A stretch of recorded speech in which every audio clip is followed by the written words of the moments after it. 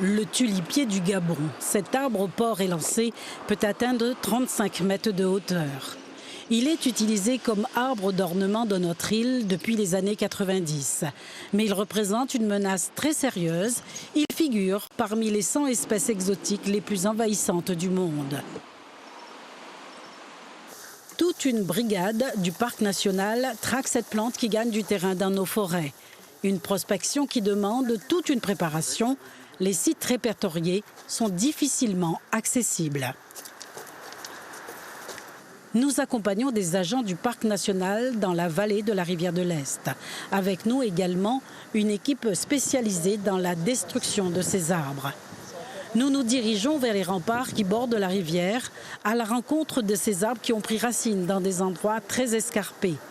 Pour y arriver, nous traversions plusieurs fois la rivière jusqu'au flanc des remparts où plusieurs spécimens ont été aperçus.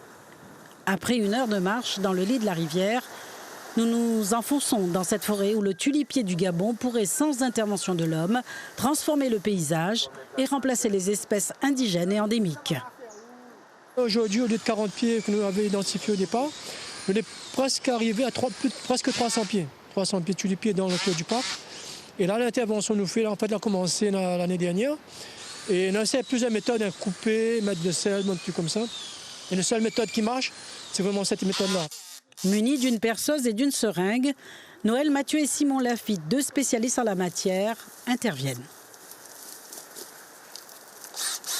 On va percer les arbres sur toute la circonférence de l'arbre, un trou tous les 10 cm, jusqu'au cœur de l'arbre pour injecter un produit phytocide. Donc chaque trou va être rempli de produits qui sont systémiques, c'est-à-dire que le produit va pénétrer dans les vaisseaux de l'arbre et se répandre de lui-même en utilisant les vaisseaux de l'arbre. Puis reboucher à l'argile afin d'éviter la propagation du produit phytocide dans le milieu naturel. Après une dizaine de jours, l'arbre va dépérir. Ce produit phytocide ne présente aucun danger pour la végétation aux alentours. Le tulipier dans cette forêt est actuellement très visible en cette période de floraison. Et ce sont ces grandes fleurs, comme des grosses tulipes bombées rouges orangées, qui assurent la propagation. Enfin, ça, c'est un partie le fruit, le coq. Et donc, quand on enlève là dedans, on va voir, regarde dessous, il y en a des graines, là. Et regarde dessus la bonne graine, la bonne petite zélette. Regarde ça. Et c'est ces petites zélettes-là que le vent, ça prend dedans. Là, voilà, là, une graine maintenant. Et le vent, il prend là-dedans et ça peut aller jusqu'à 3 km par rapport au pied mer. Et c'est une espèce qui arrive à pousser dans pratiquement tout type de conditions. Dans des zones ouvertes, perturbées ou pas, mais en plein milieu, dans une forêt fermée, l'espèce arrive à pousser. On a même observé des pieds dans la savane à Saint-Paul.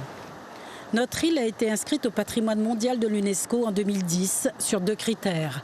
La beauté de ses paysages et sa biodiversité. Une biodiversité menacée par ce cancer vert.